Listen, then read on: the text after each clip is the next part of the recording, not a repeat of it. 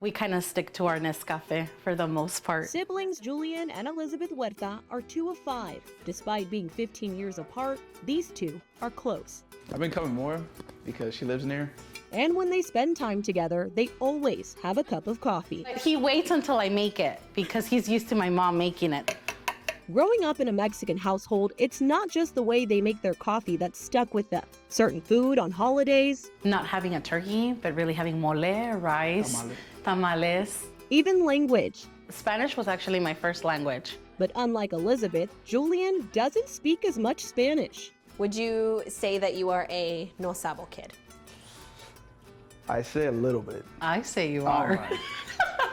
No Sabo kid is a term that's been seen across social media platforms. It's a newer term that's been brought up within the last, I'd say 5-10 years. Experts say it's often used in a derogatory way. Identify, whatever language skills they have, and to make them feel bad for that, to shame them for not knowing Spanish. Similar to Julian, Rory Ramirez is the youngest of his siblings with not the strongest Spanish-speaking skills. Do you identify as a no Sabo kid?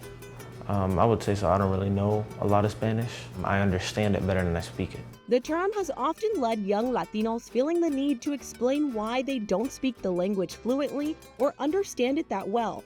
But experts say it isn't uncommon for the language to skip generations. Shaming someone for not knowing Spanish is like shaming their parents for trying to give them a better life because of the fact of, they used to be punished for speaking Spanish. And this isn't the first time Latinos in the United States have been labeled with a word. There have been many terms that have been used in derogatory manners, such as, Chicano. But what makes this one different, those using it are usually Latinos themselves. Sometimes there's certain forms of gatekeeping and I'm better than you type of aspects that we're trying to bring each other down. Experts say there's been a shift in the usage of the term. Those called a no Sabo kid now owning it. Confronting, the system and saying, I don't care if I'm a no Sabo kid.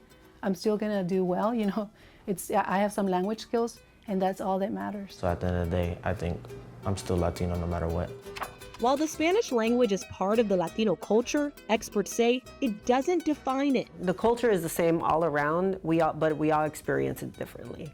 And that also includes the language. Meanwhile, Rory plans to practice his Spanish for himself and encourages others. I would do it for yourself because you want to learn Spanish and you want to know both English and Spanish. Pretty good, pretty good. Julian on the same page, maybe even with the help from his sister over their weekly cup of coffee.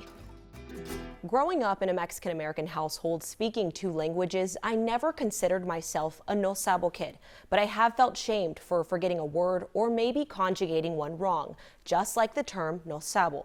But like Rory and Julian, I never let it define or measure how Latina I am.